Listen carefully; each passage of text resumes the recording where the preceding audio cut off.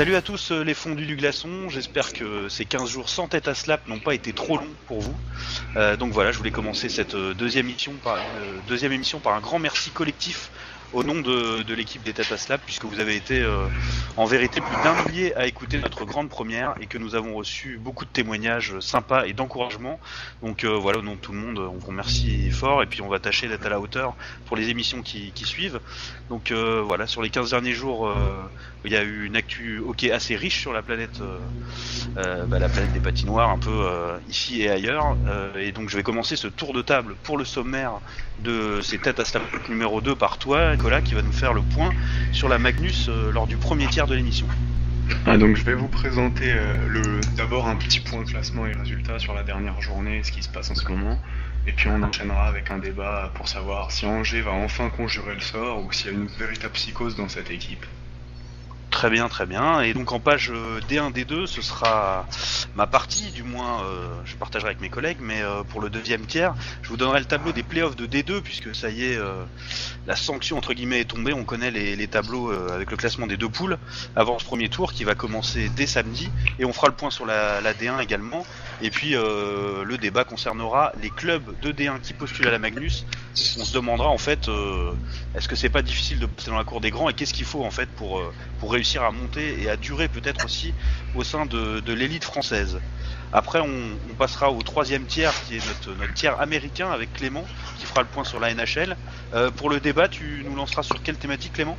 Alors ça sera sur les Ducks d'Anaheim, les Ducks d'Anaheim et New Jersey Devils, donc, qui sont à la poursuite de Chicago depuis ces derniers matchs. Donc on vient de franchir le quart de la saison et voilà, c'est l'occasion de faire le point sur ces deux franchises. Donc on attaquera ensuite la prolongation, c'est le domaine de Philippe, et on va y parler équipe de France et Français de l'étranger avec des nouvelles plus ou moins bonnes, dira-t-on. Voilà, Philippe, tu peux nous présenter un peu le thème qui sera le tien tout à l'heure ? Ouais, salut à tous. On va commencer par parler bien entendu de l'actu de Stéphane Dacosta et Antoine Roussel qui est très riche avec un rythme assez élevé de match actuellement. Et je vais aussi vous parler de Yorick Trey qui a récemment changé de club, donc on vous en dira un petit peu plus et on parlera ensuite au cours d'un petit débat sur le tournoi de qualification olympique et est-ce que c'est la fin d'une génération pour l'équipe de France. Parfait tout ça, et puis avant de se quitter on terminera par nos tirs au but à nous, c'est Pierre-Louis qui va s'en occuper. Alors quel sera le thème du grand débat des têtes à slap numéro 2, Pierre-Louis ? Eh bien la nouvelle est tombée hier en marge de la grande finale de Coupe de France. La Ligue Magnus Pro a été retardée de 2 ans au minimum. Alors un pas en avant, 2 pas en arrière pour le hockey français, pour l'interrogation. Excellent tout ça, et ben voilà, on est fin prêt à lancer les têtes à slap, la deuxième, et je me tourne vers Nicolas pour le point résultat et classement de la Magnus, et puis on enchaînera après avec le débat. À toi Nicolas. Merci, c'est parti pour la partie Magnus. Alors jeudi et vendredi se jouait la 25e journée de Ligue Magnus. Jeudi, les 2 finalistes de la Coupe de France ont disposé pour Briançon de Grenoble 2-1. Et Angers s'est promené chez le voisin Canet en s'imposant 4-1. Ils prennent donc tous les 2 points. Pour Angers, il n'y a plus aucun enjeu puisqu'ils sont assurés d'être premiers depuis longtemps. Pour Briançon, il y a une 2e place à défendre avec Rouen qui suit derrière.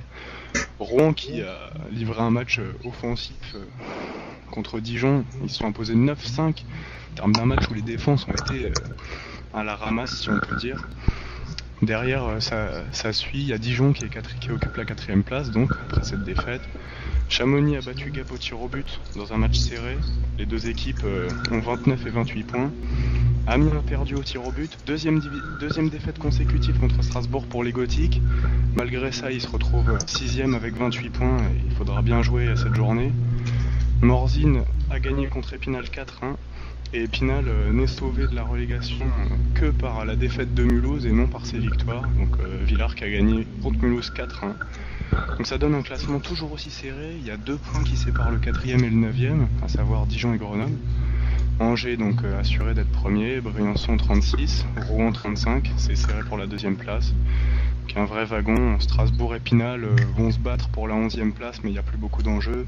Villars ne peut pas espérer grand chose à moins d'un faux pas de Grenoble pour rattraper la 9e place, et c'est tout. Donc devant ces playoffs tout à fait incertains, on a quand même une certitude dans cette saison qui suit la saison régulière, c'est l'affiche des play-downs avec Mulhouse contre Caen et l'avantage de la glace qui ira aux Scorpions de Mulhouse. Et tu étais notre envoyé spécial également, Nicolas, sur la finale de coupe. Bah voilà, le résultat est tout frais. Briançon qui a réussi à remporter cette finale devant Angers. Bah Angers, c'est pas la première fois malheureusement qu'il s'incline en finale. Ça fait quand même 4 finales de perdues. Est-ce que Angers arrivera un jour à conjurer le sort? Et qu'est-ce qui peut expliquer ça, Nicolas? Bah c'est la grande question en effet. Angers, ça fait 2 finales perdues cette année. La Coupe de la Ligue au terme d'un scénario incroyable. Cette coupe au terme d'un scénario moins incroyable puisque Briançon a mené 2-0. Angers a eu du mal à rentrer dans son match et Kéméné a été très solide. À en croire les mots de Michael Juret en zone mixte et ceux de Jay Varady, le coach de ces Ducs d'Angers, il n'y a pas de psychose, il n'y a pas de problème psychologique. Bah, cela dit, on peut quand même se poser des questions. Est-ce qu'il n'y a pas quelque chose qui se passe dans la tête des joueurs?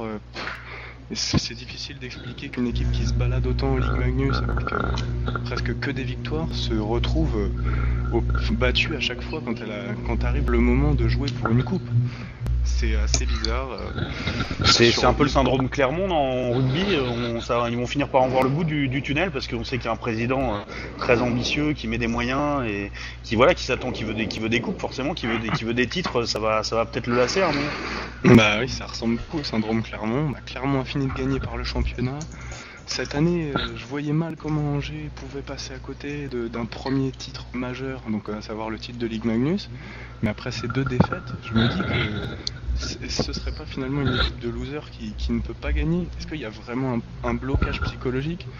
C'est vraiment difficile à expliquer quand on voit les joueurs, le gardien, une défense solide. Mais des nouveaux joueurs comme Jeff May, qui est impressionnant défensivement et en tant que défenseur offensif aussi, il a pas réussi à s'imposer alors qu'il est nouveau dans l'équipe. Donc dans cette finale, Bellemare a été l'ombre de lui-même, Fortier un match très difficile, Bélanger auteur d'un match pas mal, mais les seuls vrais offensifs de l'équipe d'Angers sont venus de la part de la 3e ligne ce soir de Coupe de France. Donc il y a un problème à régler dans cette équipe, définitivement. Ouais, ce sont rarement les premières lignes qui font les différences sur les grosses finales, pas tout le temps du moins, mais là du coup, est-ce que c'est des joueurs qu'on n'a pas assez responsabilisés pendant la saison qui se retrouvent un peu à essayer de faire la différence ou sur une autre thématique? Je pense qu'il y a un point positif quand même, c'est que c'est des Français qui ont amené beaucoup de danger hier, comme Albert, comme Henderson, qui a marqué. Et je pense que c'est quand même un bon signe que ce soit les Français qui amenaient la révolte, je trouve. C'est un bon signe pour l'équipe de France et son futur, mais c'est un très mauvais signe pour Angers, parce que Albert et Anderson, ils sont avec Baluch sur la 3e ligne. Bellemare hier, le powerplay d'Angers hier, il était fantomatique. Et évidemment, il n'a pas été aidé par une prestation assez énorme de Kéméné dans la cage. Mais il y a un vrai problème. Normalement, une équipe d'Angers comme ça, elle doit faire la différence avec ses unités spéciales. Et hier, on n'a rien vu. Ils ont été battus dans tous les domaines. Le problème d'Angers, ça vient peut-être du fait qu'ils aiment pas être menés au score. Et c'est eux qui font le jeu. Dans les grands événements, ils ont souvent la pression et tout. Et du coup, ils ont du mal à poser leur jeu et ils subissent pas mal. Et là, le powerplay s'en fait ressentir encore une fois, mais ça fait déjà 2 finales perdues cette année. Comme on dit, jamais 203. Là, c'est pas très bien parti pour Angers. Donc, c'est vrai que après le moral, oui, ça fait partie des choses, mais aussi ce qu'il faut retenir, c'est quand même en championnat, Angers, ça fait 3 victoires contre Briançon. Donc là, c'est vrai que ça fait mal au moral. Mais c'est pas un problème de qualité d'effectif ou de potentiel, a priori, Angers, question c'est même mentale au-dessus, quoi. C'est ça, mais au final, oui, c'est le mental, mais ça se fera sur la glace. On verra en série de toute façon, parce que Briançon, on sait qu'ils iront pas jusqu'en finale, sûrement pas, à moins d'un miracle. Pareil, Angers, ça va se jouer vraiment en série. C'est surtout que les playoffs, c'est sur 5 matchs, quoi. Voilà, c'est ça. Et la finale en 7 matchs. 7, la finale en 7. C'est ça. Ouais. Au final, ce que vous dites, c'est qu'une équipe qui est pas forcément beaucoup bousculée en saison, quand elle se retrouve dans un cadre comme ça, où on est un tout petit peu plus fébrile et qu'on a une équipe qui est au maximum de ses moyens en face, c'est perturbant. Les repères sont perdus un peu. Moi je pense que Angers a perdu ses repères assez rapidement hier parce que ils s'attendaient pas à voir Briançon rentrer dans un jeu physique contre eux. Parce que sur le papier, Angers c'est des gros gabarits, en défense c'est impressionnant avec Jeff May, Busto, des défenseurs solides et imposants. À mon avis, leur coach leur avait dit de rentrer dans Briançon littéralement dès le début en mettant des grosses charges, en mettant des coups. Et le problème qu'ils ont rencontré, c'est qu'ils sont tombés contre une équipe de Briançon qui s'est pas du tout laissé faire. Et ce duel-là, des 10 premières minutes qui étaient à l'intox physique, Briançon l'a complètement gagné. Et à mon avis, Angers s'attendait vraiment pas à ça. Par exemple, Bellemare, il s'est fait découper 2 fois. Bélanger, il a pris une énorme charge et il a fait un vol plané. Enfin, je pense que Angers s'attendait vraiment pas à une telle réponse de Briançon. Ils ont été déstabilisés. Et après, dans le jeu, au niveau de la vitesse de patinage, Briançon a été impressionnant sur les contres, ça allait très très vite et la France et Bernier ont fait le boulot et franchement il n'y a pas grand chose à dire sur cette victoire. Angers a perdu ses moyens, je pense, parce que je les ai joués contre Rouen, c'était un jeu très différent et il y a le personnage Luciano Basile aussi, bon c'est vrai tout le monde n'est pas forcément fan de ce qu'il représente, etc, mais bon on peut lui admettre ça, au moins il a l'air de préparer ses équipes d'une très bonne façon pour les matchs décisifs, quoi. Ils il a eu du mal quand même. Il a eu du mal, il a dû en perdre aussi des finales avant de. Ouais, c'est vrai que ça fait 3 ans, 4 ans. Ouais, 3 ans qu'ils gagnent la Coupe de France là, il y a 3 ans. Maintenant ils ont appris à gagner, quoi, et puis maintenant ils y arrivent bien. Hein. On peut pas leur enlever ça, mais je pense que si on joue à des jouets, ouais, comme l'a dit Nicolas, c'est grâce à Briançon aussi. Faut pas avoir que Angers qui a raté le match, c'est Briançon qui a été au sommet de son art. Il y a une concurrence, faut pas oublier la concurrence. Angers l'a pas non plus finalement tant écrasé. Ils ont dominé, mais ce qu'ils ont écrasé le long de la championnat, ça montre aussi que le championnat régulier, ça veut rien dire. Comme disaient les Américains, c'est une nouvelle saison, les playoffs, c'est pareil pour les finales. Les finales, ça se gagne. Hein. Ça sert à rien de gagner 3 fois le match de championnat. Nico, tu dirais que t'as vu une belle finale, quoi. T'as moi, je trouve que c'était un beau match. L'ambiance de Bercy, etc. Mais... l'ambiance de Bercy, c'était sympa. Le match était bien.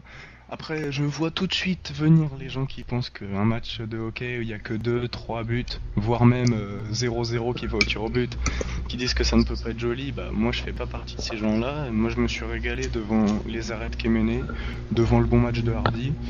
On a vu on a vu une vraie opposition de style ce soir-là, parce que Briançon a joué vraiment comme une équipe de patineurs, c'était assez impressionnant d'ailleurs.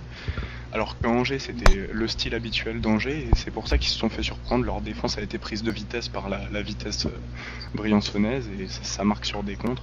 Ça s'est vu sur le deuxième but, justement. Ouais, exactement. C'est rentré comme dans du beurre, où ils étaient complètement alignés. Les 3 attaquants arrivent face aux 2 défenseurs, ils sont lancés, ils passent devant, et c'est fini. Hardy, il peut que constater les dégâts, là. Il est complètement abandonné. Non, moi je pense que c'était un beau match. J'ai trouvé que c'était un beau match. Je me suis régalé en tout cas.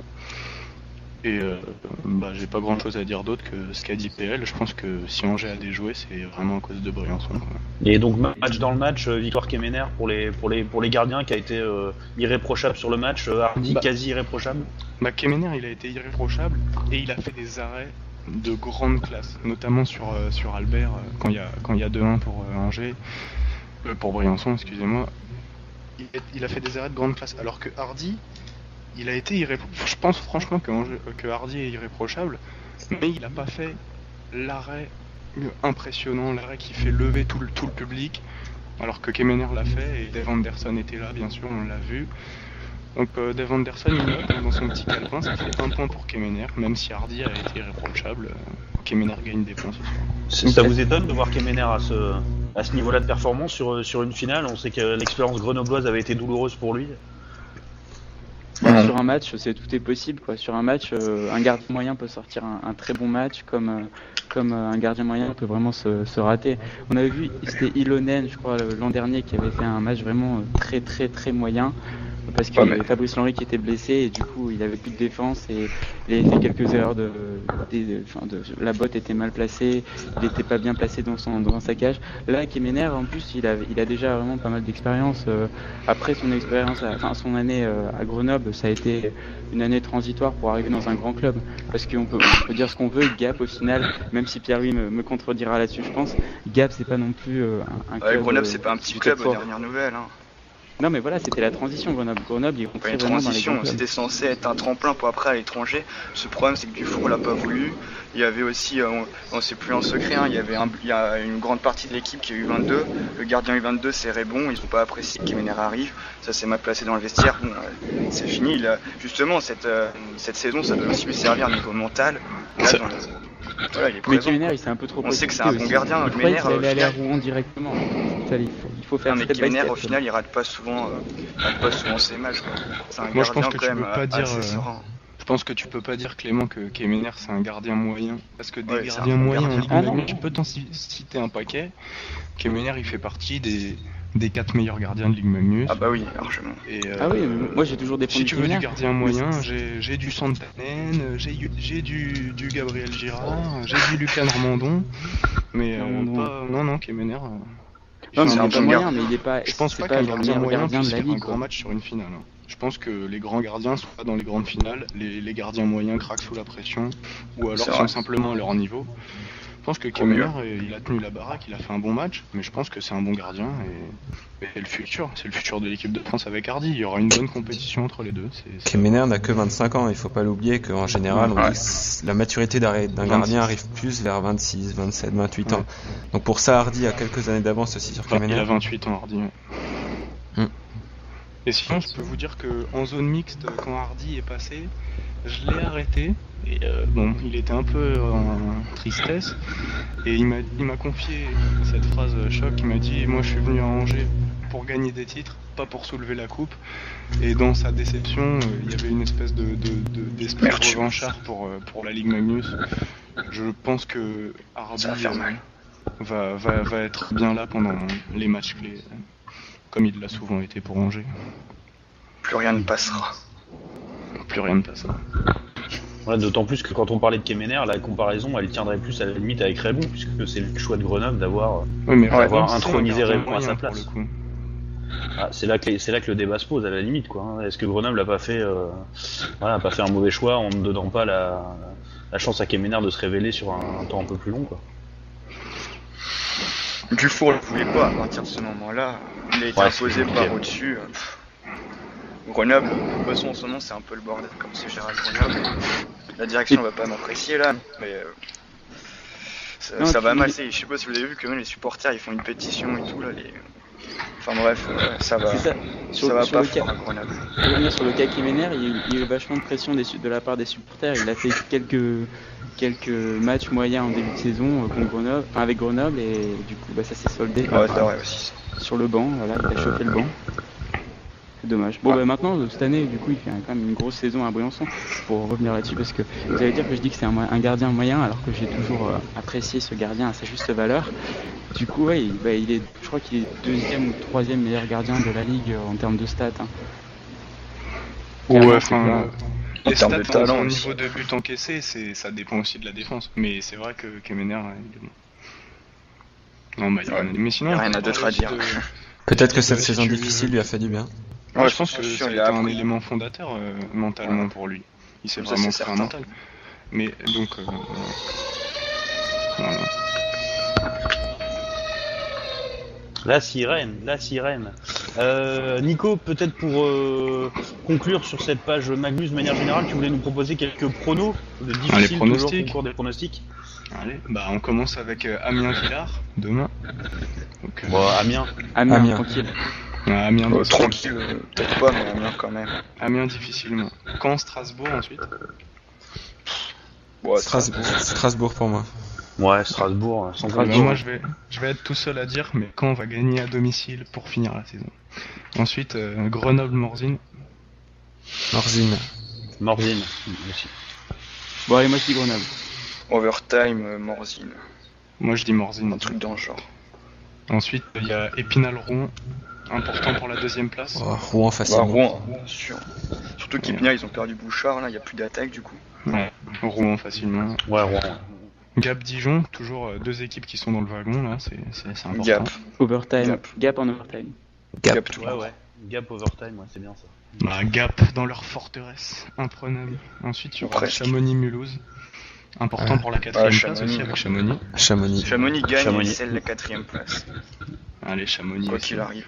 on S'ils finit- gagnent, ils sont 4ème de toute façon. Et on finira cette journée à 20h30 avec le remake de la finale de la Coupe de France, Angers-Briançon.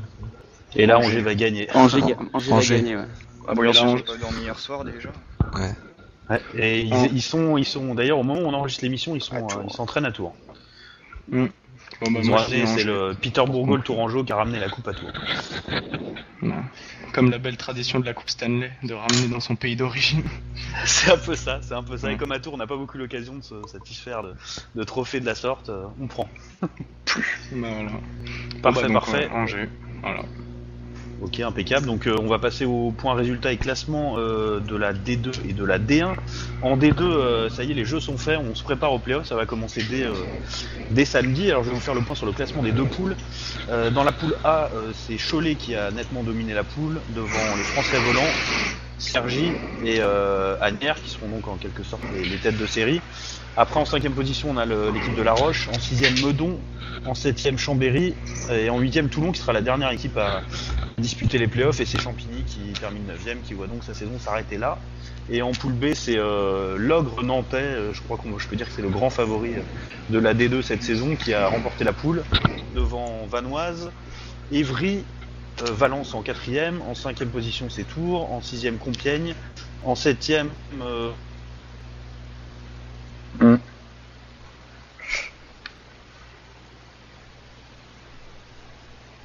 donc 7e Strasbourg et 8e Rouen 2, et en 9e Clermont qui disputera donc pas les playoffs, qui avait une équipe essentielle, enfin composée uniquement de Français cette année, qui a perdu 13-0 sur sa glace le dernier match contre Tours. Donc au niveau du tableau des playoffs, voilà ce que ça donne. Ce sera d'un côté du Cergy Compiègne, Valence La Roche et Vanoise Chambéry, et de l'autre côté Nantes-Toulon, Français Volant Strasbourg 2, Évry-Meudon et Agnières Tours. Donc voilà, ça c'était pour le petit point sur la D2 avec ces playoffs qui vont commencer très rapidement. En D1, on n'en est pas encore là puisqu'on a disputé que entre 21 et 22 rencontres suivant les équipes. Et pour l'instant, c'est Brest qui domine toujours ce classement qui est ultra serré, il faut le dire, puisque il y a que, je regarde rapidement, il y a que 4 points entre les 4 premiers, donc là c'est vraiment très faible. Donc c'est Brest qui domine avec 31 points, Reims est deuxième avec 30 points. Ensuite on a Lyon qui est troisième avec 29 points mais un match en moins, donc qui peut tout à fait repasser devant. Et en quatrième Bordeaux avec 28 points, qui fait une très bonne fin de saison, qui a une affluence très nombreuse à ses matchs. C'est peut-être l'équipe qui est en train de monter en cette fin de saison. Et puis on trouve en 5e position Montpellier, en 6e Dunkerque, tout ça est très serré, 27 points les deux, 7e Neuilly avec 26 points, 8e Nice avec 26 points, et tout en bas du classement on a toujours Amnéville avec ses 2 petites victoires en prolongation et ses 6 points, et Mont-Blanc occupe la 13e place avec 15 points, Toulouse 16 points, juste au-dessus à la 12e position. Donc voilà pour le point sur la D1, on en saura plus évidemment avec les dernières journées de championnat pour savoir le tableau de ces playoffs là. Pour la question du débat, on va tout simplement se demander, je vais me tourner vers toi Philippe pour le coup, qu'est-ce qu'il faut avoir dans la panoplie d'un futur club de Magnus en fait. Voilà, on est une équipe de dents ambitieuse, qu'est-ce qu'il faut qu'elle ait, qu'est-ce qu'il faut qu'elle prépare pour monter et pour après peut-être durer un jour en Magnus. Des choses, il en faut quelques-unes. Alors, avant tout, je pense que même si certains diront que ça ne fait pas tout, l'argent c'est avant tout le nerf de la guerre. Donc une équipe qui n'a pas de moyens, elle va pas pouvoir faire grand chose du moment où elle monte. Parce que il faut budget Magnus déjà à peu près dans l'esprit. Je pense qu'il y a déjà du travail à faire préparatoire. Quand on est en D1, quand on veut monter, il faut préparer le travail en amont dès que possible. Après, la chance de monter ne se présente pas toujours quand on l'attend, donc il faut être prêt à la saisir. Et je pense que les moyens c'est quand même ce qui est très très important, surtout pour rattraper du retard sportivement, parce que l'écart entre la D1 et la Ligue Magnus est quand même assez important, on l'a vu cette saison. Mulhouse... Ouais, toi qui connais bien Mulhouse justement, tu peux nous parler de cet exemple-là qui était une équipe qui était dominante en D1 avec ça se jouait entre 2-3 équipes, la montée. Tu juges comment? Est-ce qu'ils ont passé un cap et néanmoins c'était pas assez pour être au niveau de cette Magnus-là? Comment tu vois ça? Je pense que c'est un cas plus compliqué que cela, mais on a très bien vu que Mulhouse a eu besoin d'un temps d'adaptation. Il y a eu pas mal de petits contretemps connus par l'équipe. Et bien qu'ils aient connu une très bonne préparation, une fois qu'ils sont arrivés en Ligue Magnus, ça n'a pas été aussi facile que ça. Et je pense qu'il y a un facteur clé autre que les moyens, c'est le réservoir et le potentiel à attirer des joueurs français. Parce que la D1 se termine environ un mois après la fin de saison des premiers clubs de Ligue Magnus. Donc c'est difficile de se placer sur le marché des transferts des joueurs français tant qu'on n'a pas la certitude d'aller en Ligue Magnus. Ouais, et donc le marché pendant ce mois se réduit fortement.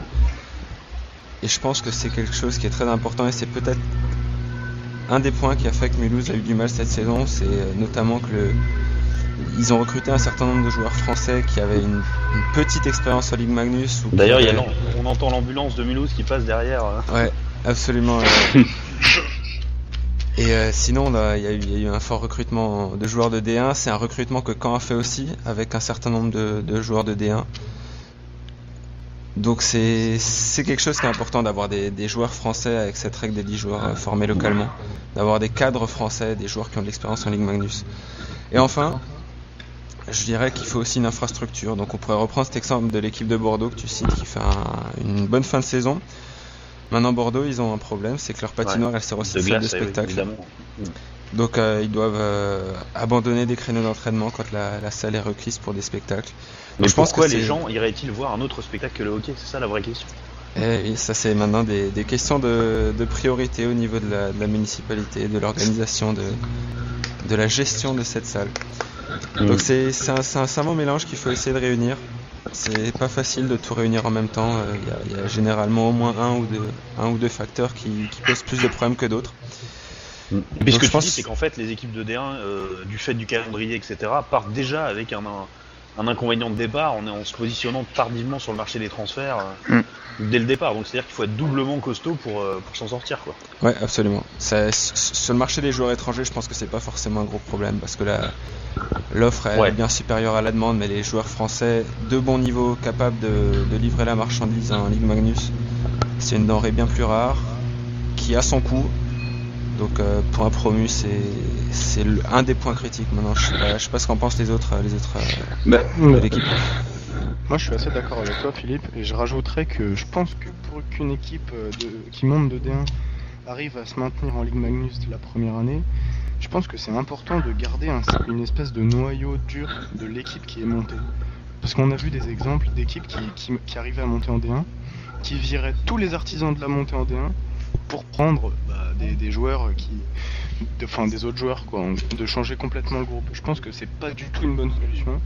Je pense que la bonne solution, ce serait de garder un bon noyau de 10, 12, 13 joueurs qui sont montés en D1. Là-dessus, de recruter deux joueurs d'expérience en Ligue Magnus, 2-3 joueurs d'expérience, et de recruter des jeunes québécois ou des jeunes slovènes. Les Slovènes, c'est vraiment un marché avec beaucoup de talent. Les nouveaux Slovaques, un petit peu du championnat de France, on pourrait dire. Ouais. C'est ça. C'est grâce à Basile. Des gens qui se proposent pour jouer à 500 € par mois. Je pense que ça, et des gens de talent comme on a vu Luka Basic à Amiens, qui est quand même un joueur super talentueux. Il y a d'autres exemples, et des joueurs qui veulent jouer en Ligue Magnus pour 500 € par mois. Il y en a tous les ans qui envoient des mails à tous les clubs, donc il y a une vraie offre.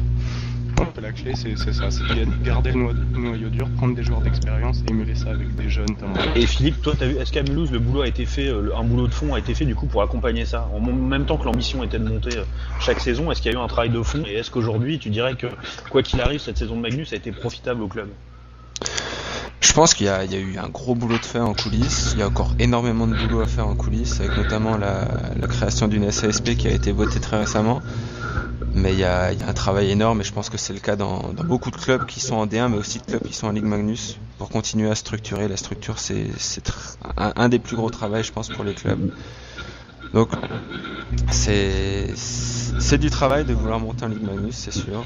Mais... Parce qu'on va pas se le cacher, Philippe, c'est vrai que Mulhouse a pas tout le temps une image extrêmement positive. On a l'image en tout cas d'une équipe qui vraiment se basait quasi uniquement sur des étrangers. Ça, t'as l'impression quand même que c'est au niveau du club, c'est faux, et que ou du moins les mentalités ont évolué, et qu'aujourd'hui le club est plus équilibré.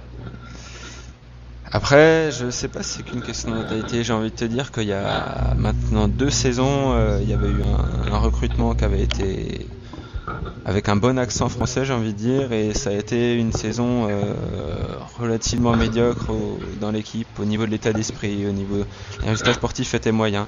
Donc après, il y a, je pense, une certaine balance à avoir entre les mentalités, les apports étrangers, parce que il faut avoir des joueurs sérieux, et je pense que parfois maintenant on peut trouver des joueurs qui vont être français, qui vont peut-être avoir le niveau, mais qui vont pas forcément avoir le niveau de professionnalisme requis pour se fondre dans un moule pour être vraiment une équipe professionnelle. Faut être clair là-dessus, c'est vrai que un jeune tchèque, slovaque, canadien, il a été plongé dans le professionnalisme du hockey très tôt, quoi. Donc il y a de toute façon un handicap de départ souvent à être un joueur français, donc il faut d'autant plus avoir le caractère et la moelle pour arriver là. Et quand on a une équipe comme Mulhouse qui monte, on n'est pas forcément très sexy pour un jeune français non plus qui serait vraiment dans le haut du panier, donc c'est pas évident. Mais surtout qu'un jeune français, à qualité égale, un jeune français coûtera plus cher qu'un jeune slovène. Voire même beaucoup plus cher. Voire même deux fois plus cher à peu près, donc ça représente beaucoup d'argent cette période de crise. Donc c'est clair que les jeunes français doivent montrer qu'ils ont envie, qu'ils ont le niveau et qu'ils aiment leur maillot. C'est important, c'est trois aspects importants. Avec la règle des 10 Français, là, ça a été dur ou pas pour Mulhouse à respecter, Philippe? Je pense que dans pas mal d'équipes, il y a toujours quelques Français qui sont là et qui font surtout du bout de banc. Parce que ça représente quand même, pas la moitié de la feuille de match, mais quasiment quand même, 10 Français, c'est pareil. C'est sûr que cette règle des 10 joueurs français a, disons, compliqué encore plus la donne, j'ai envie de dire, avec ce mois de retard, parce que les joueurs qui étaient sur le marché, certains ont revu leurs prétentions à la hausse. Il y a des joueurs, il faut le dire, qui étaient sur le marché, qui avaient des prétentions assez hallucinantes. Et certains joueurs, et ça ne concerne pas que Mulhouse, mais par moment tu as des joueurs qui veulent très bien venir dans l'un ou l'autre club, mais qui vont avoir des prétentions tellement exagérées par rapport à ce qu'on pourrait recevoir d'un joueur étranger qui va être 2 ou 3 fois meilleur, que ça complique un peu la problématique, parce que dans l'équation, maintenant il faut absolument avoir ces jeunes Français. Et si tu en prends maintenant 10 qui n'ont pas le niveau pour avoir juste le nombre, si tu en arrives à jouer à 2 lignes et demie seulement, sportivement ça va pas pouvoir suivre. Donc à un moment donné, il va toujours falloir équilibrer des deux côtés de ton équation. Je suis bien d'accord avec toi. J'avais envie de rebondir sur la notion de groupe que présentait Nicolas. C'est que justement on a un bon exemple en D1 en ce moment, c'est Brest, qui a justement recruté à Grenoble Graham Abnel l'an dernier, qui a recruté à Dijon Erwan Pin, qui a un petit groupe de joueurs français qui ont fait des efforts sur plusieurs saisons d'ailleurs. Ils ont recruté les Français depuis quelques saisons. Qui a une certaine expérience en Ligue Magnus. Donc si maintenant Grenoble, toujours cette même confusion, si Brest venait à monter, ils auront une petite épine dans le pied en moins s'ils arrivent à conserver Graham Abnel, Erwan Pin, Jonathan Abnel, ou même des Arnaud Goetz et Landry Macresse. Tu parles de Brest. Pour finir, là, si on regarde le classement de D1 actuel, pour toi, ou pour tous, hein, les autres, il n'y a pas de souci si vous voyez une équipe qui sort du lot, mais lesquels sont les mieux structurés là pour glaner une place en Magnus, d'après vous? Il y a, je sais pas, on peut penser à Lyon, à Bordeaux, T'as Brest aussi, qui est pas mal. Lyon et Brest. Je pense que chaque club a un vrai avantage. Par exemple, la formation. Lyon, ils ont des moyens. Reims, ils vont plus avoir la formation, je pense. Et ils ont quand même une certaine ADN de l'élite, même si ça remonte il y a quelques années. Reims a un bon passé en élite. Bon, vous me direz, Lyon aussi, Brest aussi. Brest, ils ont un bon groupe de joueurs, je pense. Ouais, tu vois Brest pour le noyau dur déjà présent, quoi. Brest, ils ont pas mal de joueurs anciens de Magnus, Erwan Pin, Arnaud Goetz et Johan Abnel. Du coup, c'est vraiment important. Et pour Lyon, ils ont un gardien aussi qui est pas mal. Guillaume Richard, il est bon. Et puis, vraiment, ils ont de l'expérience, quoi. Bah oui, mais il va revenir, je pense. Je pense que ça va être très ouvert pour les playoffs, comme souvent. Ouais. Mais pour finir sur Brest, moi on m'a dit que les moyens suivraient pas pour monter en Ligue Magnus, qu'il n'y avait pas assez de moyens à Brest. J'ai entendu ça dimanche. En plus ils sont isolés géographiquement un peu, leur niveau budget déplacement. Voilà, c'est la fin de notre débat, intéressant pour le coup, parce que ça parle un peu du hockey français, hein, de manière générale, on y reviendra à la fin de cette émission.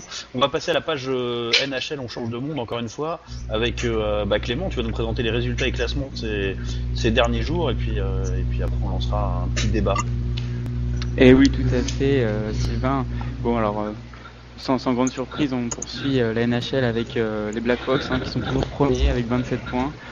0 défaite pour Chicago, 0 défaite en temps réglementaire et toujours une équipe solide. S'en suivent après les Mighty Ducks d'Anaheim avec 23 points, ils restent sur 4 victoires, donc là aussi c'est très solide. Les Penguins de Pittsburgh avec 22 points, donc c'est vraiment serré le haut de classement, surtout que les Ducks d'Anaheim ont un match en retard. Donc les Penguins 22 points, donc eux tout leur match se règle en 60 minutes, donc pas d'heures supplémentaires pour la bande à Malkin. Les New Jersey Devils sont 4e avec 21 points et les Boston Bruins sont 5e avec 20 points. Dans le bas de classement, bon alors là c'est aussi très serré. On a les Florida Panthers qui sont à 26 points, à 12 points, à 12 seulement. Et puis après les autres équipes sont à 11 points. On a les Avalanches de Colorado, les Winnipeg Jets et enfin les Washington Capitals, puis les Blue Jackets qui ferment la marche. Donc les Blue Jackets avec 10 points seulement et 4 victoires en temps réglementaire. A noter que la LNH s'ouvre à l'Europe à Columbus avec l'arrivée de Kelkelainen, le Finlandais, en tant que directeur général de la franchise. Sachez que c'est le premier Européen à diriger une franchise NHL. Il a joué notamment à Ottawa et Boston en NHL et avant il était au dépistage, il travaillait au dépistage chez les Blues de Saint-Louis, il a pas mal travaillé avec notamment les Tarasenko et d'autres grands joueurs, vraiment peut-être le renouveau a été instauré là avec l'arrivée de ce DG à la tête. Impeccable. Les Blue Jackets. Impeccable Clément, merci pour ce petit point. Alors sur le débat, tu voulais nous parler notamment des Ducks d'Anaheim et puis un petit peu peut-être des New Jersey Devils aussi qui s'incrusent dans le haut de tableau et ils ont complètement bien négocié ce début de saison tronqué, on peut dire. C'est ça, alors on peut commencer par les New Jersey Devils là qui ont joué un match hier d'ailleurs, l'occasion c'est très récent. C'est une franchise qui est assez en difficulté, ils ont des difficultés financières, ils ne savaient pas s'ils allaient pouvoir continuer leur activité en début de saison. C'est difficile, cette équipe est vraiment difficile à cerner, pourtant ils sont finalistes l'an dernier. Mais alors là en ce moment ils sont vraiment très en forme, ils ont gagné 6 de leurs 8 derniers matchs. Martin Brodeur, un des meilleurs gardiens de la ligue. La légende vivante. C'est ça, c'est une légende, fait des arrêts spectaculaires. Je ne sais pas si vous avez vu encore dans les derniers matchs l'arrêt quand il va chercher son bâton à l'autre bout de la glace dans le coin et finalement il arrive à le sauver en se jetant sur la ligne. Moi je suis totalement fan de toute façon. Martin Brodeur, c'est le gardien de but pour moi, numéro 1. C'est une légende, ouais. Évidemment. Après il y a Patrick Elias, 11 points sur les 7 derniers matchs. Et en tout, il en est à 19 points et Clarkson 16 points aussi. Ouais.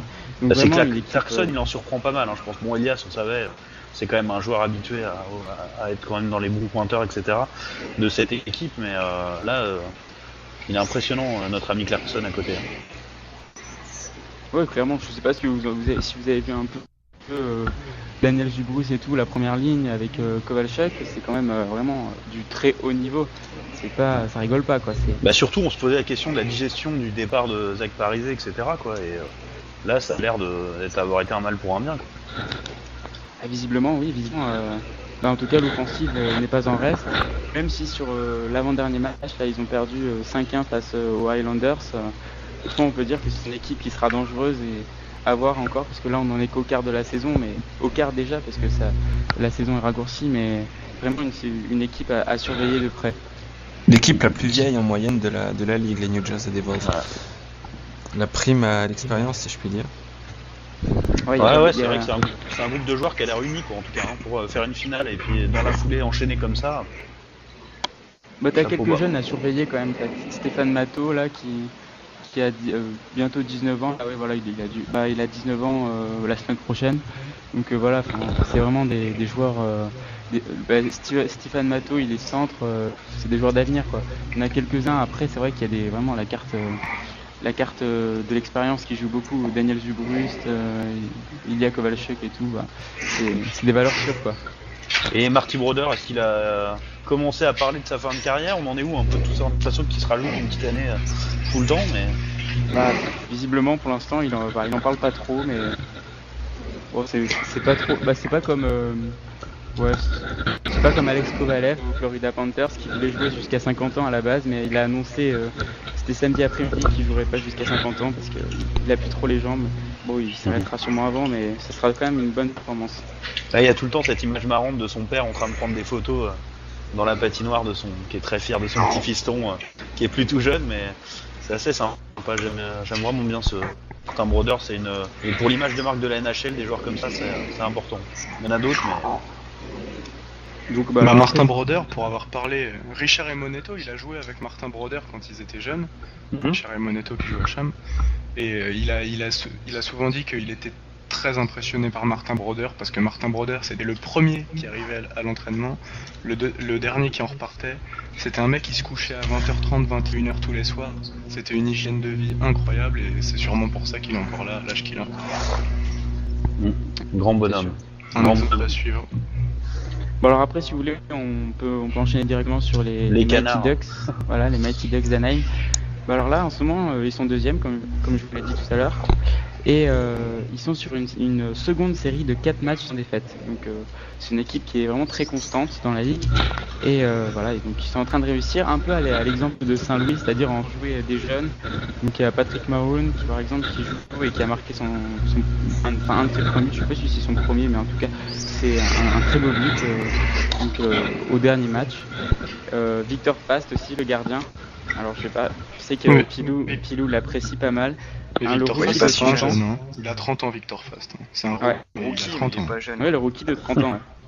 Ouais, bon, c'est plus dans les jeunes, là, c'est assurante, mais le gardien, quand même, qui a une moyenne de 93% d'arrêt et 1,78 de buts encaissés par match, c'est quand même pas mal. Il fait partie des. C'est sur les 3 étoiles de la semaine avec Tavares et Tutsli, je crois.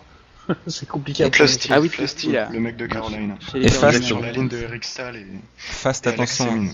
Parce que Fast, il y a 3 saisons, il jouait en 2e division suédoise, et quelques années avant, il jouait encore en 3e division suédoise, donc vous imaginez la progression fulgurante. Ouais, c'était C'est une rapide. progression rapide.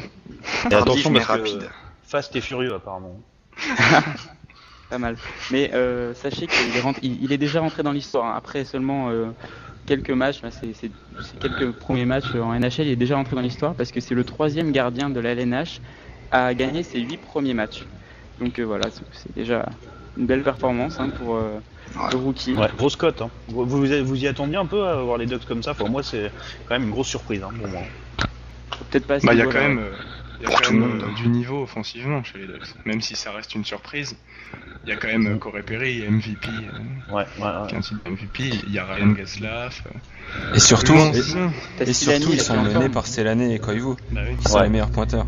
Ouais, Qui j'ai lui vu cru cette année, que- c'est pareil, on parle de légende là, on a quand même des joueurs. Silani et Koivu, c'est 30 points à eux deux. Ouais, donc là, c'est sûr. Après, t'as Incroyable. Getzlaf qui a 12 points.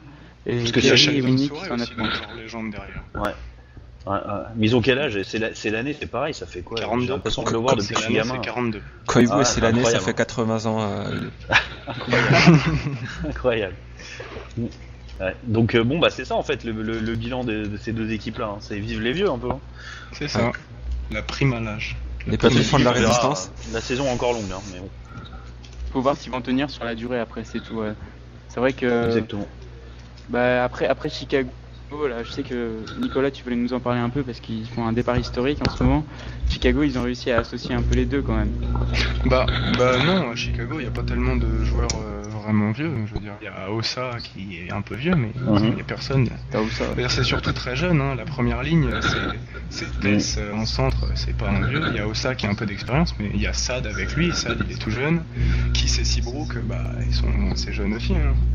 Après, derrière, Patrick Sharp, Kane, Bolland, Chicago, c'est une équipe jeune.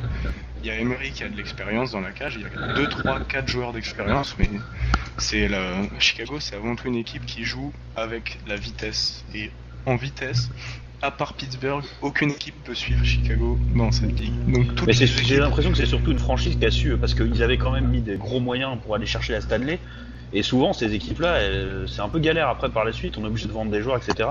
Ils Bah, ont c'est ce qui réussi s'est à. passé avec Chicago. Avec Ouais, mais Crystal ils l'ont Valley. fait finement. Ils sont repris rapidement finalement. Ils ont Ils perdu sont en repris qualité rapidement forcément, parce mais que faut voir que il y a des joueurs comme Jonathan Tess et Patrick Kane qui sont deux joueurs excellents et extraordinaires. Et eux, ils sont liés pour longtemps à Chicago et à mon avis, ils vont y passer leur carrière parce qu'ils sont très amis tous les deux déjà et très attachés au club. Et là, Crawford s'est un peu révélé cette saison, ce qui explique ce départ. Mais Chicago, déjà l'année dernière, Chicago jouait bien. Il y avait un problème sur le powerplay, mais Chicago jouait bien. Là, tout le monde tombe un peu des nues parce que Chicago est là, mais c'est juste la Alors moi, ça différence, m'étonne c'est pas. juste Crawford Il dans suffit la de regarder cage. La l'effectif. différence, il est c'est quand même- simplement Crawford. Est-ce qu'ils ne sont pas trop près, trop tôt? Et c'est ce que je pense. Sur et une c'est pour saison ça que je aussi m'enflamme courte. pas. Sur une saison aussi courte, aussi intense, avec un rythme de match à pratiquement un match tous les 2 jours. C'est pour ça que je m'enflamme pas, mais pour l'instant c'est assez impressionnant. Et donc, comme je disais, Chicago c'est une équipe qui se base sur la vitesse. Et sur la vitesse, personne ne peut rivaliser avec eux. Donc toutes les équipes qui joueront contre eux devront se baser sur un jeu de... Il faudra essayer d'endormir Chicago, parce que Chicago, quand ils dominent le match, ils seront très rapidement injouables. Et Anaheim a à peu près réussi à faire ça au United Center, quand ils ont battu Chicago au tir au but. Bon, l'égalisation à la toute fin de match est assez chanceuse, puisque c'est un rebond qui tombe sur la bonne crosse au bon endroit. Mais c'est vrai que pour battre Chicago, il va falloir casser le jeu, et il va falloir surtout se baser sur un gardien solide, très très solide. Donc ça va être une équipe à déloger, on va voir. Ils sont à une victoire, enfin à un match. Il suffit qu'ils perdent un match en overtime pour la prochaine journée pour égaliser le meilleur départ de l'histoire de la LNH. À Ouais, suivre. c'est quand même impressionnant. Même si c'est vrai que cette saison tronquée fait que c'est étonnant quoi, à gérer pour tout le monde. Avec une saison aussi courte, il y a le facteur blessure qui sera quand même déterminant parce que les joueurs jouent tellement. On Et, a vu Ottawa. Ottawa oui. et Carlson. Bon, pour le coup, c'est pas une blessure non plus. De fatigue. De fatigue. C'est plus un accident. Mais il y a un certain nombre de blessures musculaires. Il y a eu Artel quand même à Philadelphie. Non, mais ça non plus, c'est pas une... Ça c'est un pied cassé, hein. Ouais. Mais donc pour Ils ont Ottawa, plus de pour blessures, revenir plus sur de Ottawa, là ils ont sûrement signé leur avenant avec la blessure de Carlson. Ça va être difficile pour les playoffs. C'est la fin de notre débat NHL. On a parlé des équipes qui sont très en forme. En ce moment, on n'a pas parlé des Canadiens. On aurait pu, mais on se le garde sous le coude pour une prochaine émission. On sait que vous êtes très nombreux à supporter, à aimer les Canadiens de Montréal. Et donc, Philippe, je vais me tourner vers toi une nouvelle fois pour la page équipe de France français de l'étranger, où du coup, c'est un peu il y a du salé, il y a du sucré, il y a du positif, il y a du négatif. Ouais, Au bilan. absolument. Bon, vous avez déjà parlé il y a 2 semaines de Stéphane Dacosta et d'Antoine Roussel. Depuis ce temps-là, Stéphane Dacosta il a joué 6 parties avec les Sénateurs. Il a marqué un seul petit but, mais il faut savoir qu'il a pas mal joué sur la 3e ligne, la 4e ligne. Il commence seulement à avoir un gros temps de jeu. Il commence à jouer de plus en plus sur l'avantage numérique des Sénateurs. Maintenant, il ne faudra pas s'attendre à des résultats exceptionnels pour les Sénateurs qui sont privés de Jason Spezza et d'Eric Carlson, qui est sans doute le meilleur défenseur de la ligue actuelle, qui est pratiquement un 4e attaquant. Donc le positif dans tout ça, c'est que pas mal d'observateurs sont vraiment contents de lui. Certains sont convaincus qu'il est en train de se forger son statut de joueur NHL à part entière. Donc ça, c'est vraiment que du positif. Du positif, il y en a aussi chez Antoine Roussel, qui depuis qu'il a été rappelé par Dallas en NHL a disputé 8 matchs. Il a inscrit 3 buts, ce qui est quand même au-delà des espérances, je pense. Son temps de jeu est croissant. Il a été placé sur une nouvelle ligne maintenant, notamment avec Michael Ryder, donc il lui donne beaucoup plus de temps de jeu. Il a son temps de jeu sur le désavantage numérique, donc c'est quand même une marque de confiance aussi. Donc tout ça, c'est quand même un certain nombre de signes plutôt encourageants pour Antoine Roussel, qui pourrait aussi se forger petit à petit un statut de joueur NHL à part entière un petit peu plus tôt que prévu. Enfin, je vais finir en vous parlant de Yorick Trey. Le désormais très expérimenté international a changé de club pour la 2e fois cette saison. Après être passé du Sparta Prague au Pirati Chomutov durant l'automne, il a récemment signé pour l'équipe de Salzbourg en Autriche, donc rejoignant Antonin Manavian dans le championnat international autrichien avec des équipes slovènes, hongroises et croates. Et il a connu un très bon début avec 2 buts, une passe à ses 2 premières parties et un différentiel de +4, ce qui est relativement intéressant. Salzbourg qui joue sa place en play-off dans la poule basse, dans la deuxième phase du championnat, et qui connaît une saison mi-figue, mi-raisin avec énormément de changements de joueurs. Donc on espère que Yorick Trey va pouvoir prendre un nouveau départ là-bas et préparer de la meilleure des façons possibles les championnats du monde qui se profilent. Parfait. Alors les gars, Sochi c'est déjà fini avant d'avoir commencé pour l'équipe de France. Malheureusement, on va revenir un peu sur cette page triste quand même de l'équipe de France, du TQO. Avec, on sait que la France était donc dans un groupe de qualification, il fallait terminer premier avec la Slovénie, donc n'importe quoi, avec la Lettonie, le Kazakhstan et la Grande-Bretagne. Voilà, et du coup la France termine 3ème au final et loupe les JO pour 1 but. Ouais, je vais vous rappeler les résultats peut-être. D'une tristesse infinie, donc ouais, si tu peux nous faire le point sur les résultats et puis tu pourras enchaîner après sur notre débat. Alors avec le premier match entre la France et le Kazakhstan, on a hypothéqué nos chances dès le début malheureusement. On a perdu 3-2 dans un match qui laisse un goût amer, pas mal de regrets. Ensuite il y a eu la victoire mitigée face à la Grande-Bretagne 4-2 et enfin la victoire pour du beurre en prolongation contre la Lettonie 3-2 alors qu'il fallait gagner. Après avoir mené, on était dans les clous pendant un moment pendant le match, absolument. Pas longtemps mais... Après avoir mené, il fallait gagner absolument dans le temps réglementaire avec 2 buts d'écart. Avec 2 buts d'écart. Donc voilà, maintenant cette génération des Laurent Meunier, Cristobal Huette n'ira sans doute plus jamais aux Jeux Olympiques. Donc on pourrait se poser la question du renouveau de l'équipe de France. Est-ce qu'il faut l'accélérer Qu'est-ce qu'il faut penser de la composition de l'équipe de France? Faut-il donner la part belle aux jeunes? Tout à l'heure, on a commencé à évoquer un peu le sujet finalement en parlant des gardiens Florian Hardy et Ronan Kemener. Là, le flambeau est littéralement en train de changer de main ou de mitaine, hein, si j'ose dire. Dans les cages, c'est en train de se faire. Après, dans le jeu, bah oui, il faudrait que ça se fasse là avec les nouvelles générations qui arrivent, mais c'est quelque chose qui doit se faire progressivement, pas d'un seul coup quand même, parce que surtout que là, ça se fera pas cette année parce qu'il y a les championnats du monde qui arrivent à grands pas. Et ça se fera peut-être d'ici 2-3 ans. Sur 2-3 ans, ça se fera. Mais il faut pas qu'on perde les Baptiste Amar et la génération comme ça tout de suite, quoi. C'est quand même un sacré coup de bambou, hein, cette non-qualification. La France a jamais été aussi près, à mon avis, d'être en mesure de se qualifier. On a l'impression qu'ils n'ont pas été vraiment la chercher à fond, quoi. On a été crispés sur le premier match, quoi. Ils sont pas rentrés tout de suite. On peut aussi un peu discuter des paires défensives qui étaient un peu discutables. Genre associé Amar et Bachet, Ovitu et Quefeuille contre le Kazakhstan. Moi je trouve ça bizarre. C'est la déception qui prime. Ce qui est terrible, c'est que ça se joue à pas grand chose, que c'est négatif pour le classement international de la France, si je ne m'abuse. Et que. On me saura. Mais c'est surtout que les Jeux Olympiques pour des sports comme le hockey, c'est quand même l'occasion de se montrer et que là, c'est rappelé. Surtout pour le hockey en France. Bah, surtout en France, ouais. Donc là, on a loupé une superbe occasion. C'est Modi Kazakh qui, pour la 3e fois consécutive, bien malgré eux, j'ai envie de dire, nous empêche d'aller aux Jeux Olympiques. Déjà en 2005, ils nous avaient battus pour le match décisif à Klagenfurt. Il y a 4 ans, on perd, bon ça n'avait pas une grande importance, mais on perd assez largement contre le Kazakhstan à Oslo en Norvège. Et puis là, cette fois, on perd une nouvelle fois 3-2. Et ça s'était joué vraiment à rien. En plus, on a eu pas mal de powerplay dans le match. On avait vraiment beaucoup d'occasions de marquer. À la fin, là, c'était vraiment affreux, quoi, parce que les 3 dernières minutes, je crois que c'est la folie devant la cage de la Lettonie. On rate vraiment la qualification à rien. Après, il y a eu il y a eu l'arbitrage qui est plus ou moins contestable. Mais ça, c'est sûr que c'est vrai que quand on perd, après, on peut toujours crier après l'arbitre, c'est fini de toute façon. Donc, on va revenir dans 4 ans. C'est pas à cause de l'arbitrage qu'on va pas à Sochi, mais c'est clair que contre la Lettonie notamment, il y a eu des décisions assez hallucinantes. Mais même au final, contre le Kazakhstan. C'est vrai qu'il y a eu des décisions hallucinantes, mais bon, c'était pas vraiment surprenant sur un match décisif en Lettonie qu'il y ait un arbitrage comme ça, mais...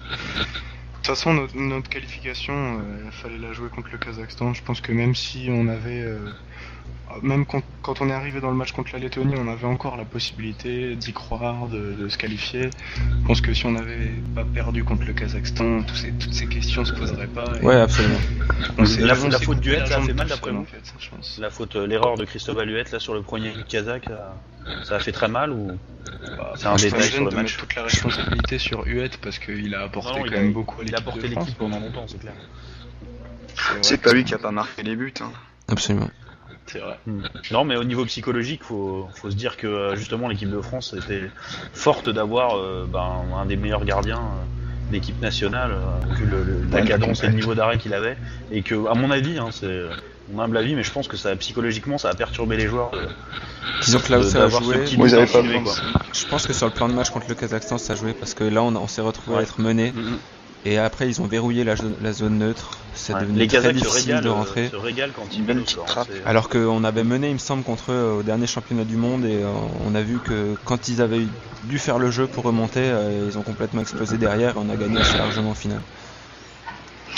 C'est clair. Est-ce que vous voyez aujourd'hui dans l'équipe de France les leaders de demain, ces joueurs qui auraient aujourd'hui 27, 28 ans, même 25 ans et qui s'affirmeraient Belmar. Ovitu, Belmar, ouais. Il y en a même des Belmar, plus c'est jeunes. déjà un Hein, leader. et Charles Bertrand, qui est très jeune, qui a encore besoin de travailler, de progresser, mais qui va faire. C'est un joueur à la base plutôt offensif, plutôt destiné aux deux premières lignes, je pense, et qui là a joué sur le Il a fait un troisième gros trio. TQO, hein. Qui sur le troisième trio a travaillé énormément, a battu un sacré boulot. Je pense que c'était une bonne surprise, même si on le connaît déjà un petit peu, c'était une bonne surprise. Moi, je voudrais bien mettre un bémol à ça parce que Charles Bertrand, il a été super actif pendant tous les matchs. Ça, je le retire pas. C'est un des meilleurs patineurs de l'équipe de France. Je le retire pas non plus. Seulement Charles Bertrand, il arrive devant le gardien. Même le gardien, il sait qu'il va pas marquer. Quoi. Donc, c'est bien de patiner vite et d'être actif. Mais à un moment donné, si tu veux être sur la deuxième ou la première ligne, faut marquer des buts. Quoi. Ouais, faut pas oublier qu'il a 20 ou 21 ans, il est très très jeune, il est encore. Ouais, c'est clair, non, mais quand je c'est vois un tout le dami. monde qui a dit que Charles Bertrand c'était le meilleur français et tout, moi je veux juste. Je dis pas que dans 5 ans ce sera Dans le un rôle leader bien ou précis, quoi, quoi. mais je dis juste qu'il lui manque le sens de la finition, quoi. Ça va venir, avec ça va Ouais. venir avec l'âge. Il connaît une saison difficile en Finlande où il a beaucoup joué sur le 3e, 4e trio, alors que l'an dernier il avait connu offensivement une saison bien plus aboutie. Donc peut-être un problème de confiance aussi actuellement chez lui. Et concernant Ekfeuille, toi Philippe, tu le voyais un peu comme le potentiel sauveur. C'est vrai qu'il avait les épaules pour ça. Est-ce Il qu'il a a fait un essayé. TQO à la hauteur de ce qu'on pouvait attendre de lui? Il a essayé, on peut se souvenir de ses tentatives de tour de cage notamment qui ont un peu mis la pagaille dans la défense mais qui malheureusement n'ont pas trouvé le fond du filet. Je pense que c'est sûr qu'on aurait peut-être plus pu attendre sur un point comptable de sa part alors que finalement c'est plus Ovitu qui a beaucoup qui a beaucoup apporté de ce côté-là. Maintenant dans le jeu, je veux dire je sais pas. Il aurait peut-être pu produire plus et par rapport au dernier Modio, c'est sûr qu'on était en mesure d'attendre un petit peu plus. Ouais, mais le fait d'avoir été associé à Ovitu contre les Kazakhs et la Grande-Bretagne, pour moi, ça aussi, ça l'a freiné un peu. Et il pouvait pas aller autant vers l'avant parce qu'Ovitu aussi va quand même plutôt vers l'avant. Alors que si tu l'avais associé avec Bachet, en plus ils se connaissaient bien, et Bachet, lui, il assurait derrière, il aurait pu un peu plus se projeter. Ça peut expliquer aussi un peu son rendement moindre, je pense. Mais Bachet par exemple, c'est un des joueurs dont on parle pas. Il a fêté sa 255e sélection en équipe de France au TQO et il a annoncé que c'était la fin de sa carrière internationale. Il a quand même été auteur d'un très très bon tournoi, enfin pas d'un très très bon, mais d'un bon tournoi et il a été solide. Et c'est vrai qu'on peut regretter que Dave Anderson n'ait pas continué l'association entre les deux Amiénois. Quoi. Mais bon, après, l'entraîneur fait ses choix, il a sûrement les raisons de les faire, il voit ce qu'il voit à l'entraînement, nous on n'est pas là quand il s'agit de faire les lignes. Donc... Finalement, l'absence de Bêche a fait mal, quoi. Plus que ce qu'on aurait pu penser. Mais globalement, Au niveau de l'équipe la n'a pas été défense. mauvaise, c'est juste qu'on a été moins bon que les Kazakhs. Au final, Ouais. quand on voit le match contre les C'est le Lettons, Kazakhstan franchement, qui ça laisse se un tient. goût. Le match contre le Lettonie, c'était un Kazakhstan très était bon vraiment match. pas terrible. Il y a de la qualité, et puis ça se termine dans le dernier tiers, franchement, c'est quand même du bon niveau. C'est dommage de rater la qualification pour si peu. Après, je sais pas, qu'est-ce que vous pensez qu'on va garder de ce tournoi de qualification olympique? De l'expérience.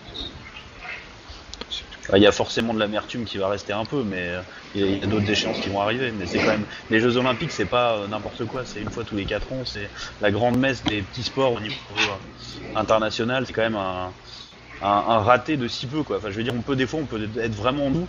Si on est à la place de la Grande-Bretagne, on est déçu plus ou moins parce qu'on gagne pas de match, mais sans plus. Alors que là, franchement, la France a jamais été si près de les faire. Ces foutus Jeux Olympiques qui auraient complètement, peut-être, boosté complètement ce sport qui ne demande qu'à ça, quoi. Je pense que le peu de positif qu'il y en aura vraiment, c'est pour les jeunes comme Rek, Fritz qui étaient là, qui ont pu voir, qui ont eu du temps de jeu un petit peu. Après pour les cadres et tout, je pense que même si on a gagné contre la Lettonie qu'on retrouvera au prochain championnat du monde, ce match il comptera pour rien psychologiquement. Je pense qu'ils étaient tellement déçus de l'avoir gagné pour rien au final. Ça s'est vu sur le but de Bellemare en prolongation. C'était horrible. Ça faisait vraiment mal au cœur à voir de gagner un match et d'en être dégoûté quand même. De s'excuser de gagner. Ouais. Mais les Je pose un Lettons, peu quand même ils nous ont un peu manqué de respect quand même, hein. En genre le jetant leur crosse en l'air Ouais, à 60 absolument. minutes et tout. C'était un peu On limite. aurait fait la Non, même. pas très fair play. Non, par Non, contre, je me pose la question, parce que pour moi, c'est des cycles, genre là, à la fin des championnats du monde, faut quand même se demander est-ce qu'on veut repartir pour 4 ans avec Anderson ou pas. Parce qu'il faut pas changer de coach en plein milieu en 2015 c'est ou vrai. 2016. Là, à la fin des championnats du monde, c'est la fin d'un cycle, faut en ouvrir un nouveau, une nouvelle Olympiade, faut construire sur 4 ans. Il n'y a pas à repartir de zéro parce que le groupe il est là, il y a quand même des bonnes choses, mais faut vraiment se demander est-ce qu'on veut continuer avec ce coach-là, est-ce qu'on sait où on veut aller, il faut vraiment se poser ces bonnes questions. Sans tout mettre à la poubelle, quoi, bien sûr. Ouais, c'est pas mal ça comme conclusion. Je sais pas si chacun veut dire un petit mot là-dessus avant qu'on passe à notre dernière partie. Il ne faut d'émission. pas jeter le bébé avec l'eau du bain. Ils ont fait un travail considérable, hein. C'est vrai, mais ceci dit, sa réflexion tient la route dans le sens où effectivement les années olympiques, c'est un peu, ça sert un peu de marquage, quoi. Ça serait peut-être venu le temps de créer une nouvelle dynamique, comme dit Pierre-Louis. Bah justement, Pierre-Louis, je vais lui redonner tout de suite la parole puisqu'on va passer à notre grand débat transversal de fin d'émission qui va s'intéresser à la Magnus. On revient à notre début d'émission avec cette Magnus à 12 qui est reportée. Alors bonne chose, mauvaise chose, qu'est-ce qu'on doit en penser vraiment? Qu'est-ce que toi en tout cas t'en penses, Pierre-Louis, de ton côté? Ouais, donc pour moi c'est une autre mauvaise nouvelle pour le hockey français après cette non-qualification aux Olympiques. L'année 2013 c'était une année capitale, on pouvait vraiment franchir un grand pas, aller aux Olympiques, on avait refaire les championnats et peut-être, ça on n'est pas encore sûr, mais en mai savoir si on aura ou pas la qualification du championnat du monde. Là on a déjà raté deux des trois étapes. Moi j'en ai marre, je vais dire, c'est les présidents des clubs quoi. Il y a un an ils ont voté pour cette réforme, on rappelle la réforme, donc il y a 2 volets. Il y a le volet sportif où on passe à 12 et un double aller-retour, donc pour avoir 44 matchs dans la saison régulière. Et un volet plus administratif où on demande aux clubs de vraiment se structurer, de passer donc du statut associatif qui concerne 95% des clubs à la CSP, ce qui est déjà le cas pour Grenoble, pour Rouen, ce que vient de faire Amiens, ce que a fait Briançon, ce que va faire Gap, tous les clubs au final parce qu'ils n'ont pas le choix. Donc ça c'est une bonne chose. Je suis assez d'accord avec toi. Un webmaster. Signal très mauvais. Ouais, il faut aussi avoir un webmaster pro, il faut avoir un mec du département marketing salarié, enfin après il y a toutes des choses finalement qui sont nécessaires pour se développer, qui sont imposées par la Ligue mais qui de façon seraient venues avec le temps. Oui. Enfin bref, donc, c'est surtout, moi j'en ai marre, ces présidents ils ont voté ça il y a un an, là aujourd'hui la plupart ils se plaignent. Bon, de toute façon quand on regarde les clubs aujourd'hui c'est quoi? T'as un club comme Strasbourg, tu sais pas où ils vont, ça fait quoi, 8 ans qu'ils sont là?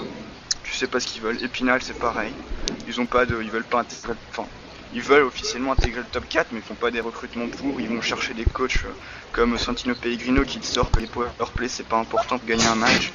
Après t'as un président comme Caen. Non mais regarde, t'as un président comme Caen qui en début d'année te dit quand même on veut s'installer dans le top 6. Il a pas dit de quelle ligue par contre, mais il a dit on veut s'installer dans le top 6. Qu'est-ce qu'il fait? Il prolonge son coach qui a, avec ses moyens, qui a quand même livré la marchandise. Hein. Ils avaient évité une fois les play-downs. Mais genre un mois après, hop, tu dégages, on va chercher Chauvel. Il n'y a aucune stabilité, aucun plan quoi. Comme je le disais juste avant, il faut faire des cycles, c'est des cycles de 2 ans, de 3 ans, de 4 ans. Toi en fait Pierre-Louis, tu dis quasiment qu'il faudrait passer, et en fait il y a quoi? Il y a 8 à 10 clubs qui ont les épaules et qui méritent entre guillemets cette élite française et que Ouais. les autres en gros ils ont pas fait le boulot quoi. Les autres, mais ils ont des visions à court terme, ils veulent, presque ils ont le choix, c'est aussi ça le problème, mais tu survis quoi. On C'est sent la survie. remonter PL quand même là.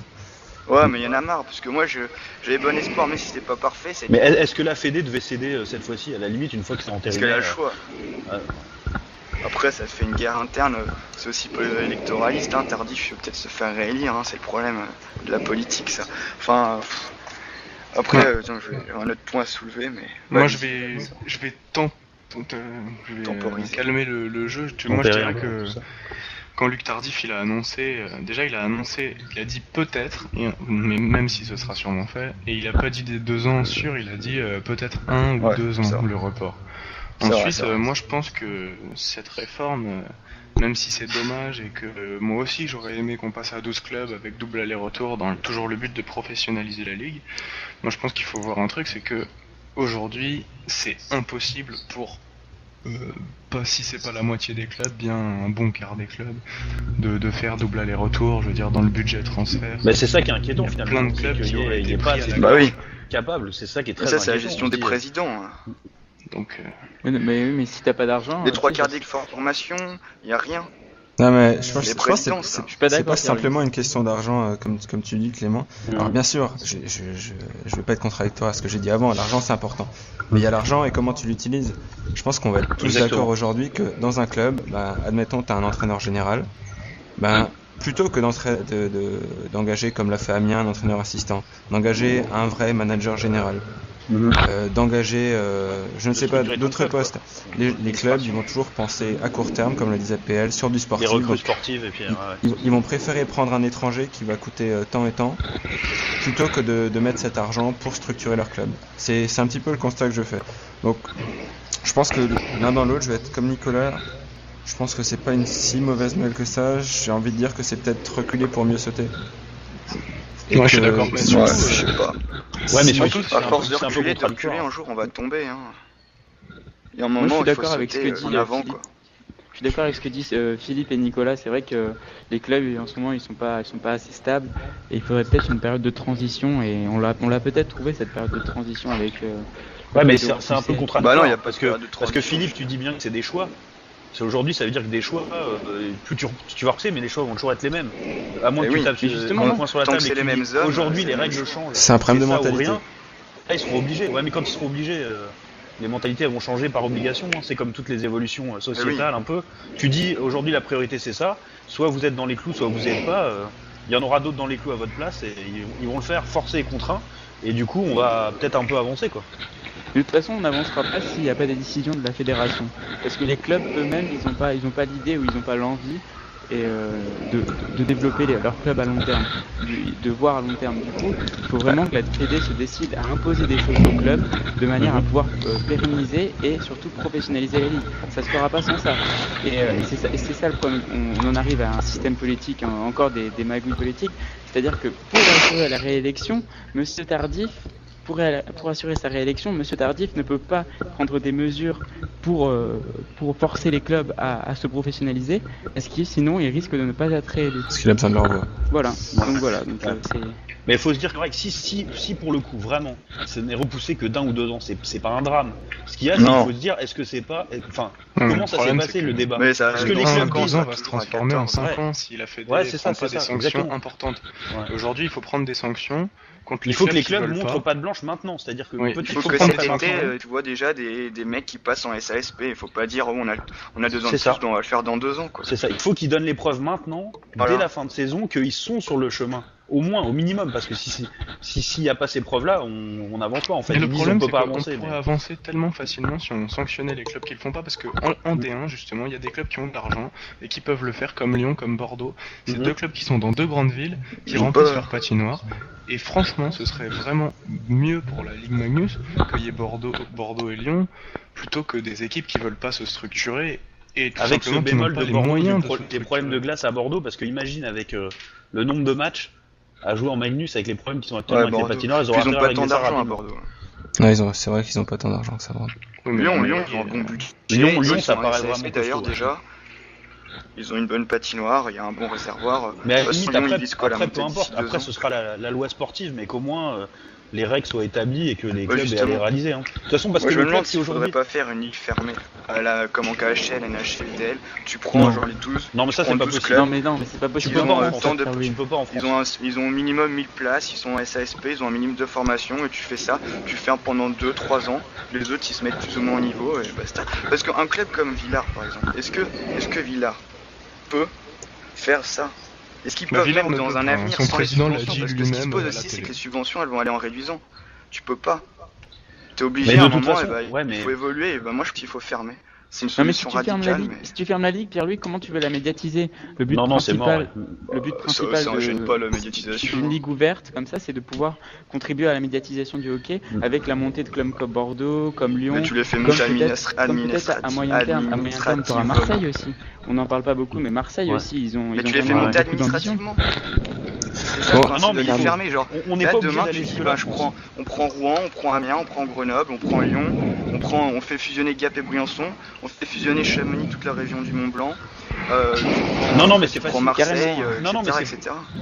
C'est facile quand tu le présentes comme ça, mais t'as tout un tas Oui, de bah clubs oui, je qui suis sont en train d'accord, de se c'est bien plus structurer, compliqué à qui ont mettre des en œuvre. marchés potentiels intéressants et qui vont être bloqués et où plus personne n'investira rien, sachant qu'ils n'auront aucune chance de monter, quoi. Ce qu'on devrait faire, c'est une émission qui passe sur M6, un incroyable talent, sur le Ouais. principe d'un incroyable talent, et on élimine les équipes au tour à tour comme ça, tu vois, il en reste plus que 12 à la fin. Bah, Non, parce que de prends toute les façon, 12 structurés et puis basta. si déjà tu mets ce que veut faire la Fédé là, ce qui est une bonne chose, ça va faire ce que tu dis là. Puisque les clubs Bah oui, pourront je pas, sais il y en a bien. qui pourront pas se structurer comme ça. Donc finalement, ça va pas être une Mais ligue fermée, d'accord. mais ça va dire ok, on a un club. Maintenant, pour rentrer, il faut, tu vois, tenue correcte exigée. Ouais, mais Donc finalement, ça va Non, te mais mettre d'accord. sur le volet. Oui, mais ça sera jamais fermé, quoi. non mais moi Mais c'est bien que ce soit pas fermé. Faut L'intérêt arrêter de nos d'attendre et championnats, c'est de toujours pouvoir tout monter, repousser parce que voilà. Mais Il y attention, a par il y a des contre, trains qui c'est passent, hein, les autres Exactement. ils attendent pas. ce sont que les changements sportifs qui entreront en vigueur plus tard. Là, si on reprend l'article qui a été fait justement dans l'équipe à propos c'est ça, ouais. de ce report, Ça n'a c'est pas que été dit clairement ailleurs. Ouais, lui, ouais, le planning de mise en charge du cahier des charges, le planning de mise en place du cahier des charges reste inchangé. Ouais. C'est-à-dire que Mais dans ce cas-là, quelle est la diff? Pourquoi pas passer C'est pour l'histoire du nombre de matchs, c'est ça qui est compliqué? je pense c'est Ouais, pour le budget des Elson. placements Ah, tu des mets- clubs. ouais. Ouais, parce que quand tu vois comme un club comme Strasbourg déjà qui veut pas jouer la Coupe de la Ligue Ouais. parce que ça te rajoute je sais pas 6 matchs. Ouais. On trouve que c'est pas intéressant. C'est que quand tu parles là, c'est sûr que tu fais un match c'est pas intéressant, mais on joue pas, on fait que des amicaux hein. On sera aussi heureux hein. Mais c'est vrai qu'imposer le volet administratif et repousser le volet sportif de 1 ou 2 ans, si c'est ça, c'est pas la fin du monde. Hein. C'est quand même le plus important, Non, c'est quand même non. que les clubs soient obligés de se structurer. Il faudra aussi que la Fédé communique très clairement pour éviter parce que bon. Voilà, ça, c'est exactement, parce que moi qui Ouais. étais à Ça la va te conférence perdre de presse facile, d'ailleurs. hier, Ouais. Luc Tardif, il a pas dit que le cahier des charges administratif était maintenu. Il a juste dit que le projet de restructuration serait sans doute, peut-être, repoussé D'un de ou 2 1 ans. à 2 ans. C'est tout ce qu'il a dit. Après, je pense qu'il D'accord. faut pas se voiler la face tant que ça sera pas voté, j'imagine, à la prochaine assemblée générale, ça sera pas officiel. Maintenant, ce qu'il faudra, c'est qu'à ce moment-là, une fois que ça sera voté, qui communique clairement. Mais il y a Ouais, quand même ouais, des gros problèmes moi, de c'est- communication. Pour qu'on dise ça comme ça à la Coupe de France, alors qu'il n'y a même pas de vote qui a été fait, ni de communiqué de presse, donc on balance ça comme ça dans la nature, voilà, c'est la fédération. Bienvenue. Non, Mais ceci les dit, présidents de club, là, faut leur reconnaître le courage d'avoir mis ça sur la table parce qu'on en a besoin quand même. au moins on en débat. Ah, mais oui, on c'est un- y est pas. Après, on peut pas faire semblant, enfin, ils peuvent pas avoir un débat sans les présidents de club non plus, quoi. Donc, c'est compliqué, effectivement. Je dis, enfin, Non mais ils voilà, étaient à la c'est- table, hein. Ils l'ont voté l'an dernier, c'était en juin dernier l'Assemblée, c'est il y a pas longtemps. Hein. Et genre Ouais. là, ils ont eu cet hiver, ils ont eu un coup d'illumination, on va pas pouvoir faire 44 matchs. Ouais. On le savait. C'est vrai D'ailleurs, qu'il de toute façon, fallait tu vois peut-être bien y qu'il y a penser plein de avant gens de qui décider, soulevaient des interrogations. Là, à partir C'est du ça, moment où c'est tu ça. l'as voté, tu vas pas. Ils auraient tu sais, pu tu faire votes un quelque chose de truc, plus tu le fais, productif. Hein. Je sais que moi, ça m'étonnait aussi de me dire la date approche quand même grandement, et j'avais Oui. pas l'impression que le paysage du hockey français bougeait tant que ça, quoi. Donc là, on a un peu la réponse, quoi. Mais c'est dommage ça. quand même qu'on le fasse pas. Mais ça finira par se faire, mais c'est juste une question de Oui. temps au final. Faut positiver un peu. Ça finira se faire. Ouais, l'esprit est là. En tout cas, c'est vers ça qu'il faut aller. Effectivement, il faut espérer qu'il y ait des marchés de hockey qui se développent.